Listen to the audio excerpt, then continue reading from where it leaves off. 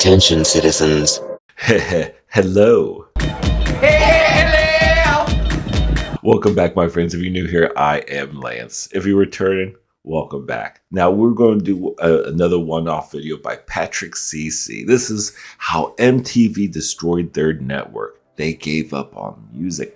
Now, I grew up in the MTV generation. My sister and I both did. We both saw the beginnings of it, and unfortunately, we see the husk of it, what it is today, unfortunately. So if you remember MTV, how the golden years of MTV, this should be the perfect video for us to watch. A little bit nostalgic and a little bit of sadness too, I'm sure we're going to get. But yeah, let's check it out and show love to Patrick CC and his channel for creating this video. And let's get right into it, you guys. Here we go. There was the 80s, where they played music videos 24/7. The 90s, with The Real World, Beavis and Butthead, Yo MTV Raps. The 2000s, with TRL, True Life, Jackass, Spring Break, Cribs. The 2010s, with Jersey Shore and Teen Mom. Or sadly, today, with 24 hours straight of ridiculousness. MTV holds a special place in all of our hearts. They defined generations of youth culture, inspired and changed music forever. But as the years went on, they slowly lost their identity, struggled to maintain profitability, and failed to adapt to the rapid shifting media landscape. This is the amazing rise and sad, slow downfall of music television. Stay hydrated. This is the very first segment that ever aired on MTV.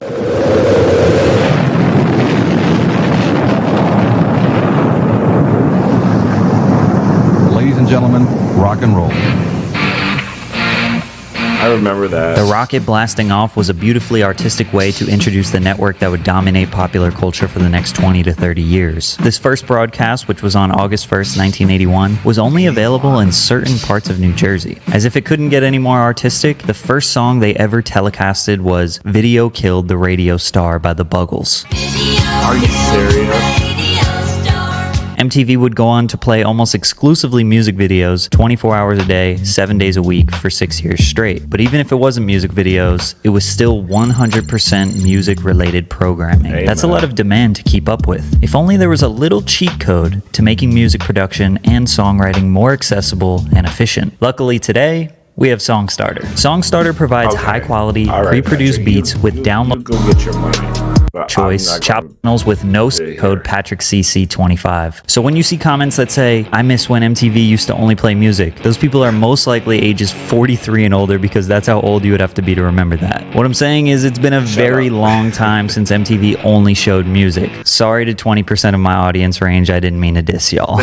Remember, music videos were basically unheard of at this point. MTV was a huge reason why artists became interested in creating music videos, because they now had a network that would distribute them to the audience. In the beginning, a lot of the same videos got played since they didn't have that many options, but pretty quickly it became an industry standard for artists to create a music video for a single or album. During the 80s, the only break from music videos on MTV would be for video jockeys, who would give an intro or an outro to a song, give a quick little backstory to a band or a song, maybe some general music news, but this only took up a few minutes of airtime. And behold, a new concept is born. The best of TV combined with the best of radio. The first Okay. The most magical thing. Shut up. shows on MTV. Anyway, shut up for a second. Shut up first. Time out.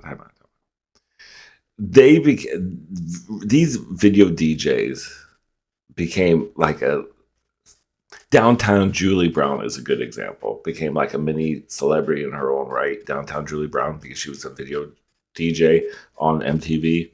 And she even got a couple movie roles, like, was it Space Girl? What was that? It was kind of like a musical.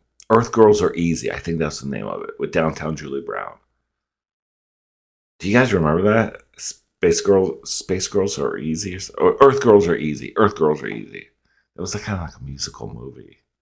It was interesting. I have to rewatch that. Let me in if you guys remember that or not. Probably not. It's God, like, that was early 90s, late 80s. We were still 100% music focused. Profiles in Rock, Fast Forward, Heavy Metal Mania, The Cutting Edge. These were programs dedicated to documenting and discussing music rather than just watching music videos. MTV hosted the first annual Video Music Award show in 1984, which would bring even more relevance and importance to the music video in itself. I'm very confident in saying that music videos are still extremely important today and that they wouldn't be what they are without MTV's vision. In 1986, they broadcasted the first annual spring break coverage. College kids partying down in Florida had been a cultural norm for Americans since the 1930s. But in 1985, all hell broke loose when 370,000 kids showed up to Fort Lauderdale, which led to 2,500 arrests. MTV's coverage over the years made kids all over the world yearn for the day that they could visit Florida and party on the beach for a week. Unfortunately, MTV wasn't very profitable as a 100% music-based network. They did not have to pay to play these music videos, which was good, but they also did not get paid by record labels to play them. So the only way they could make money was by selling ad spots, which is essentially the backbone of how TV shows and now content creators make money. As ubiquitous and all-encompassing music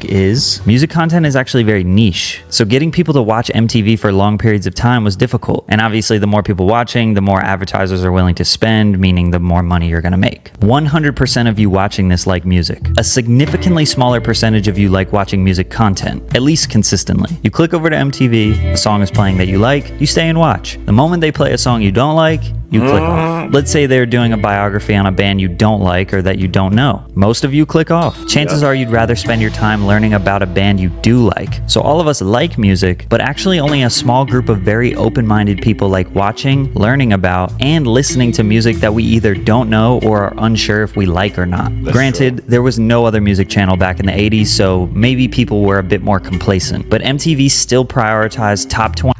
You didn't have the selection like you do now. You don't have the outlets like you do now. Back in the day, it's like if you have one music source and there's no, Twitter and Facebook and YouTube and you don't have all those other outlets, mediums to look at.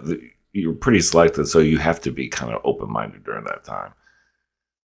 It's crazy, yeah. So they had it in the bag back then.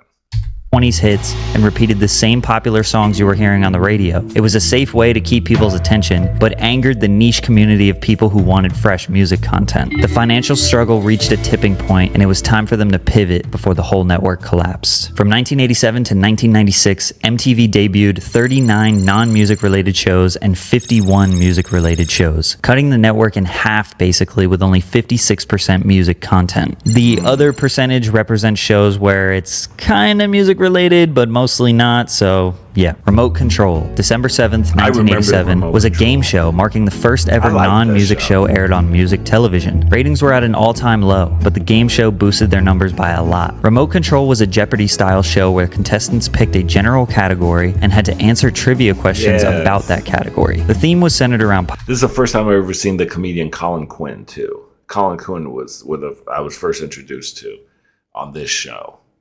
He's not too bad. He's all right. He's like one of those New Yorker comics that, is always in the bad mood type of vibe.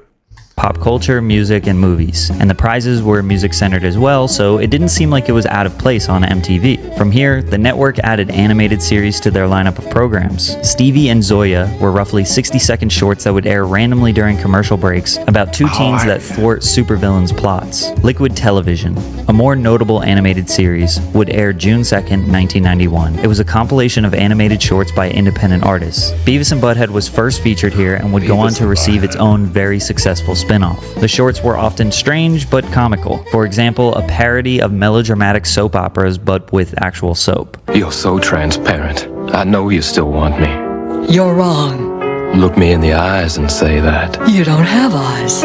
Feisty, aren't you? The major cultural change would come in 1992 with The Real World. MTV Oh took my 7 God, strangers yeah. all in their 20s and put them in a New York City apartment to live together for a few months. It was the first unscripted reality show on television. It was a massive success. Also, side note, I randomly went back and watched this first season and it's very good. I recommend it. The cast was very well chosen, a good mix of people who would never ordinarily live together. These 7 strangers became a representation of what the 90s youth was like, talking social issues, racism, gender roles, sex. MTV gave a platform to the people of the Black, Latino, LGBTQ communities who were underrepresented in mainstream media at the time. Norman was even the first openly bisexual man on television. The show was raw and real, and you could feel it when you watched it. The term reality television comes from The Real World. MTV literally invented reality TV, which we all know ended up becoming more important than their origins as the music network. One thing a lot of people don't give MTV credit for is that they continuously tried to produce music-related shows. As you can see, there's an extensive list of shows. Most of these only ran for a year or less for one simple reason: people didn't watch them.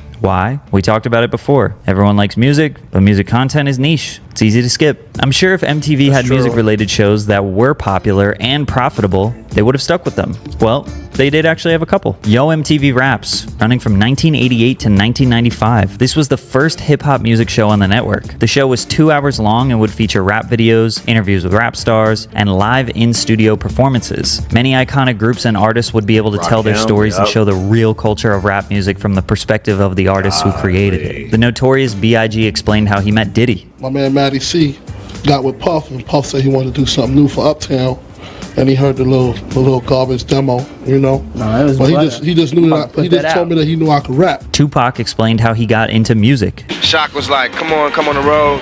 You could be my roadie, you know what I'm saying? It ain't gonna be glamorous, but you'll be working, you'll be meeting people. The Wu-Tang Clan performed Cream live. Everything around me. Cream, get the burners. Dollar bill, yo. It was a hip-hop head's paradise and helped rap music become accepted as a mainstream genre. The Grind, airing in 1992, was another hip-hop-centric show, featuring the hottest new rap and hip-hop records in a club-like atmosphere with young people dancing and enjoying the music. The dance party would be punctuated by short clips of the respective tracks' music. Basically, they took the idea from Soul Train and they incorporated it to MTV. That's basically what it is. Remember Soul Train, where they had like the little, while they're doing the dance numbers, they had like their like signature dancers do like their little cameos in there. I remember that show.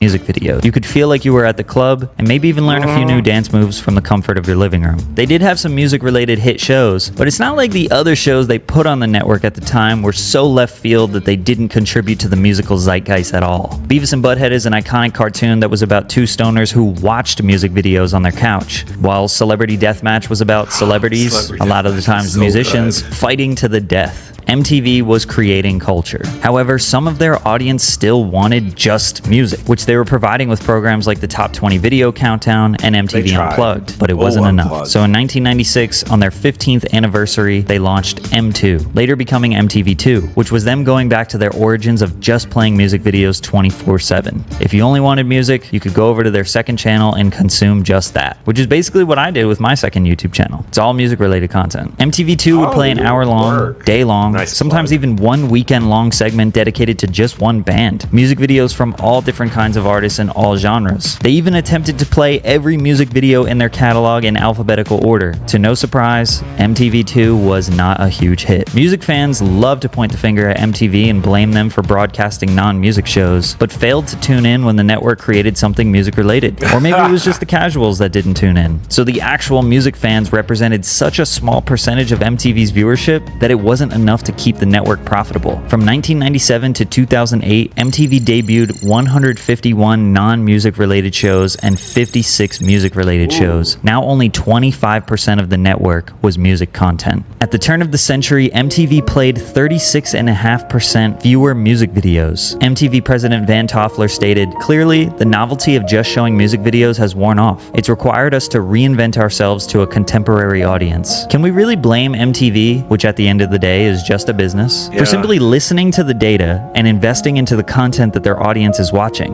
Music is deeply rooted in all aspects of pop culture. It was becoming evident that people would rather listen to music in their headphones, on their way to work and school, or at a party, not on TV. However, we are about to enter in what my generation would argue as the best MTV era. TRL aired September of 1998, the 10 most requested music videos of the day, as voted by viewers via phone and later the internet, would be played in a top 10 style. So TRL did become a cultural phenomenon.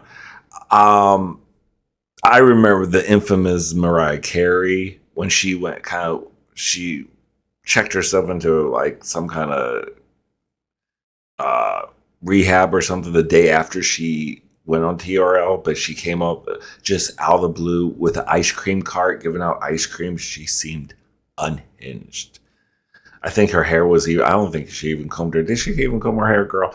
But I was like, Mariah, girl, what's going on? Even like Carson, was it Carson Daly or whatever? He would kind of look like,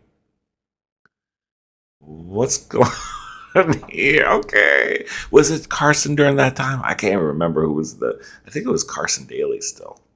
Celebrity guests would also make appearances and have short, informal interviews with the host, Carson Daly. The energy was always high on TRL due to it being broadcasted live in front of a studio audience. You could hear the cheers of the crowd as the next celebrity guest was introduced. The studio was located in Times Square. Large crowds would gather outside the studio hoping to catch a glimpse of their favorite artists. By 2000, it was one of MTV's most watched programs. Due to its popularity, it became an important promotional tool for artists. I think in the dead center of the music industry, TRL is certainly maybe the most important thing at the moment for these top 10 artists. The Backstreet Boys were at their peak in the early years of TRL. They made an appearance May 18th, 1999 to promote their new album Millennium, which was released that day. The album would go on to be certified 13 times platinum. We can't accredit this success to TRL entirely, but it certainly helped. So many fans showed up outside the TRL studio during their appearance that the NYPD were forced to shut down the roads in Times Square, one of the world's busiest intersections. A number of other culturally iconic moments would happen on TRL over the next couple of years. May 2000, Eminem would host his own version of TRL dubbed MTV, where he referred to music videos from the Backstreet Boys, NSYNC, and Britney Spears as trash. Yesterday on TRL, we saw Britney Spears, NSYNC, the Backstreet Boys, and a bunch of other trash. He played his own top 10 rather than the typical fan voted, as well as parodying popular MTV shows, making fun of the TRL VJs, and dissing popular musicians. 2002, Beyonce and Jay-Z would seemingly make their first public debut as a couple, performing '03 Bonnie and Clyde. 2003, P. Diddy and Britney Spears made an appearance where Diddy ran on a treadmill for an hour in preparation for the New York City Marathon, while Britney dabbed the sweat from his forehead with a towel. TRL in the early 2000s was a cultural moment that I don't think could be recreated. The early 2000s was also booming. She had to dab the sweat off his. That just still kind of.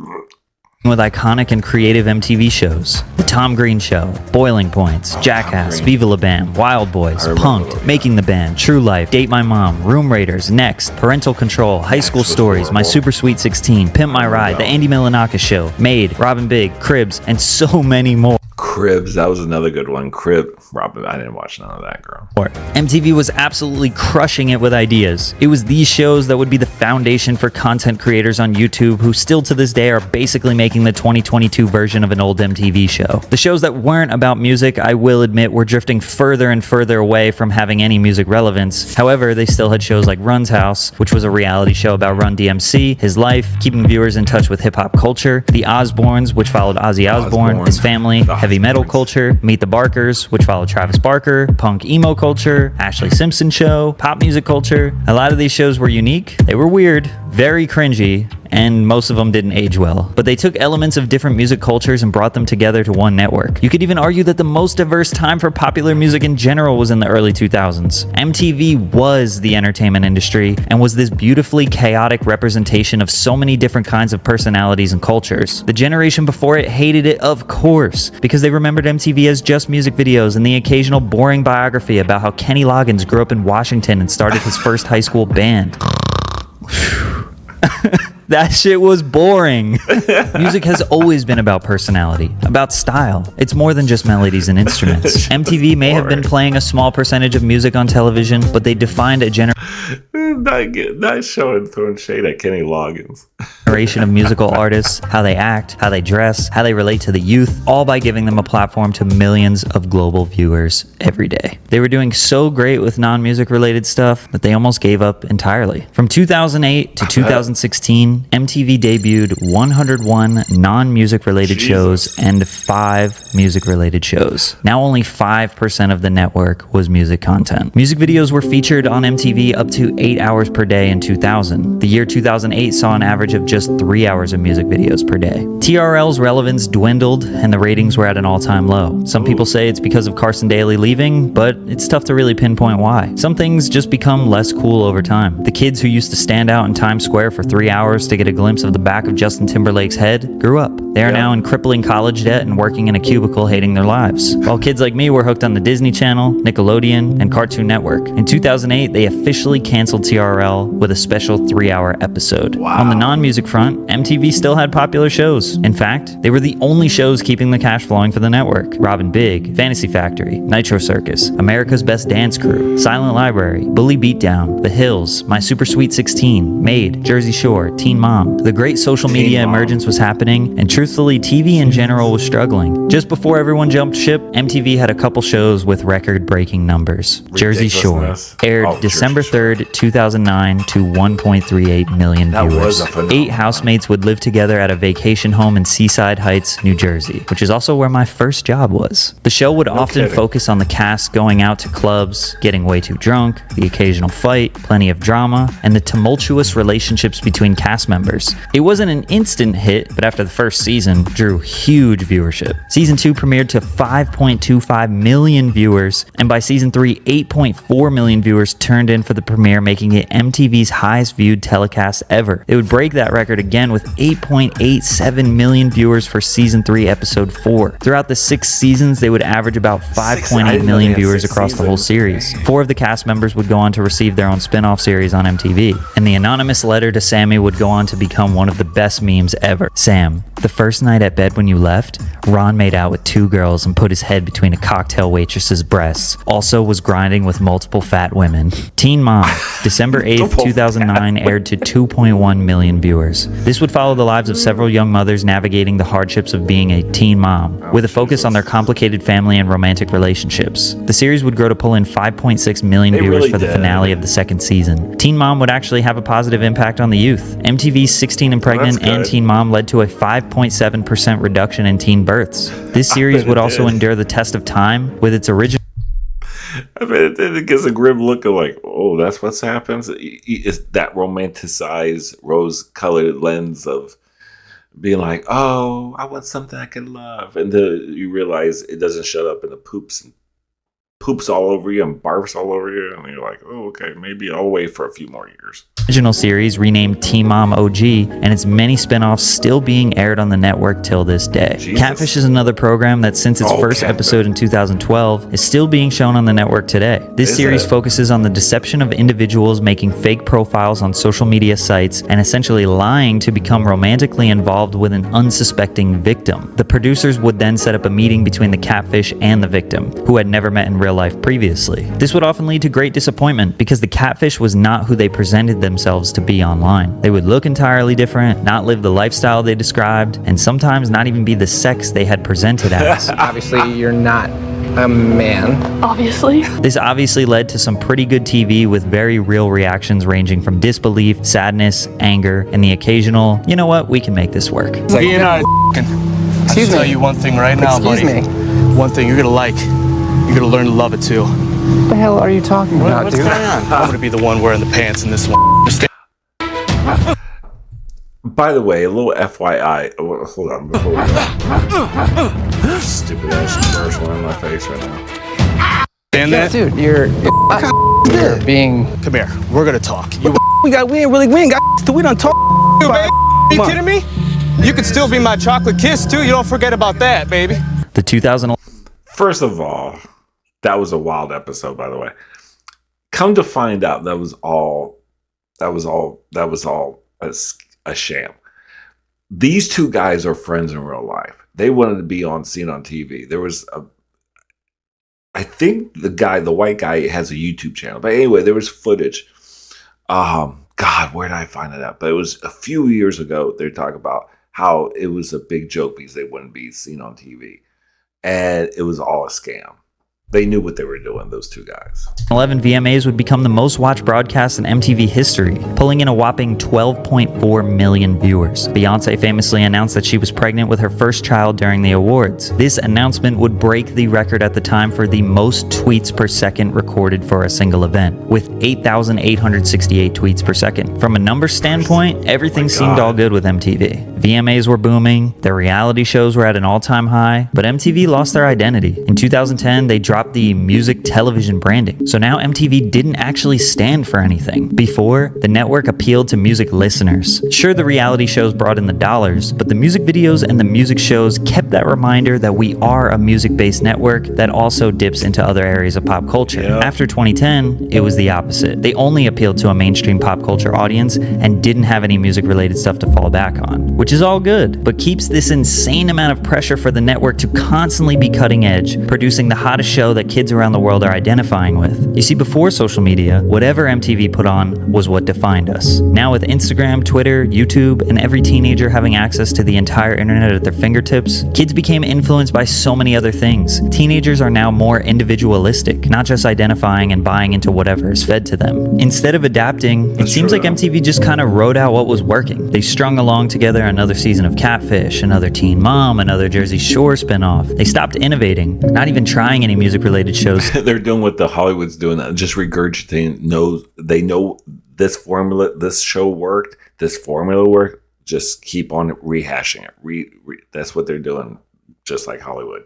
Since they dropped the branding. Plus, the world was moving at a much faster pace. By the time they came up with an idea, cast, shoot, edit, and release a show, it could be irrelevant to the kids. TV networks weren't taking YouTube and Instagram seriously enough. In 2016, MTV finally reached an all-time low and decided, okay, we're gonna bring the music back. They announced 14 new series that are inspired by a renewed focus on music and youth culture. On top of that, TRL is back. The series we once loved is going to be at the forefront of music once again. It seemed like their hearts were in the right place, and they were listening to the commenters on the internet begging for music to be played on TV. But it was too late. They had already given up on music for about 10 years at this point. It's not a shock that TRL didn't last. None of the new programs stuck. Plus, the need for MTV is gone. Why would an artist want to put effort into MTV showing their video when they could potentially get hundreds of millions of views on YouTube? If they played Needed Me by Rihanna on MTV in 2016 for 24 hours straight for a week, it still wouldn't have gotten the 300 million viewers that it has on YouTube. Plus, MTV isn't paying you, so why not just put effort into social media marketing, which will bring people directly to streaming services where you can make money from them listening to your music. Artists can directly reach their fans by just uploading to their own personal account, and fans just search for any artist they want to listen to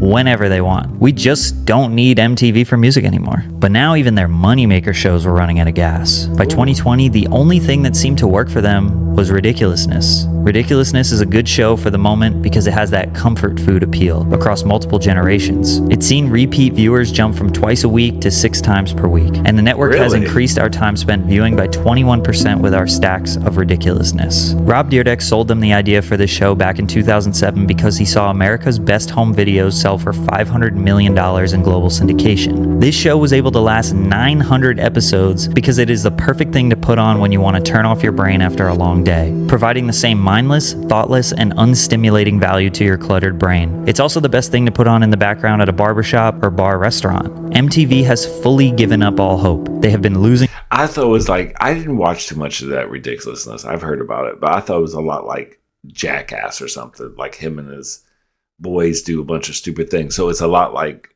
home videos. Oh, okay. Now I understand why. I didn't really watch it too much. I was busy working at that time. Money for over a decade and have gave up their identity as well. Even on the 40th anniversary of the network, they didn't play a documentary, no throwbacks, no nostalgia, just 24 hours straight of ridiculousness. They aren't trying to tap into the youth culture. They aren't investing in social media or today's musical landscape. Maybe they're working on some Paramount Plus originals, but since it's behind a paywall, 90% of us won't see it. MTV had an amazing run, provided so much for music and for pop culture. Sadly, We can't love MTV anymore because there just isn't anything there to love. Oh God, you just whether it was the 80s. I didn't mean to hit that again. You kind of hope for it's not a real life movie, so it's just real life. So that's sad. It's so sad. God, that's so sad. But it's true though. I mean, do you watch it? I don't watch it. I haven't watched MTV, but it's just like the idea that it, that was there. But times change. So I hope you guys enjoyed this. It was good. I really enjoyed it. It brought back some nostalgia. Did it bring back some nostalgia for you? Let me know when you first did you watch MTV like that back in the day? I did back in the day. Like I said, I remember seeing when it was all music. It was beautiful. It was wonderful. So sad. Anyway, I hope you guys enjoyed this. Like and subscribe if you haven't already. And yeah, take care of yourself. Take care of each other. Love, peace, and grease. And bye.